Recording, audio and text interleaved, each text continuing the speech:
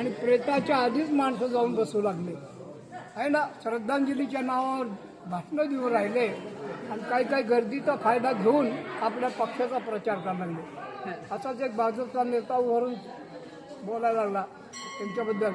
आज आप्पा आपल्यातून गेले, परत न कधी येण्यासाठी, पण आपल्याला आप्पाचा चेहरा नक्की लक्षात राहील, कारण आप्पाचा चेहरा हा कमळाच्या फुलासारखा होता. लगेच शिवसेनाला उठला.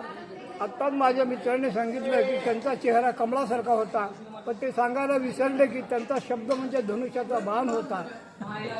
मग काँग्रेसवाला उठला, तो म्हणे आप्पा कसे गेले हे कुणी नाही सांगितलं, आप्पाला यमाने हात दाखवला म्हणून आप्पा गेले. मग तो राष्ट्रवादीवाला बोलतो, मला ज्यावेळेस फोन आला आप्पा गेल्याचं, आम्ही घड्याळात पाहिलं 10 वाजून 10 मिनिट झालते, म्हणजे ते राष्ट्रवादी होते. पुन्हा मायावतीचा मग बाई आली, आप्पा किसी की लेन देन में नहीं थे, किसी को कुछ बोलते नहीं थे, हत्ती चलता है कुत्ते भुकते ऐसा उनका काम था. राज ठाकरे उठला त्यांच्या पक्षाचा. मग तो बोलला, अरे आपण कुठं आलो, आपलं भान ठेवायला पाहिजे, आपण स्मशानभूमीत आलेलो आहे आणि आप्पा गेले का माणसाला एक दिवस जावंच लागणार आहे.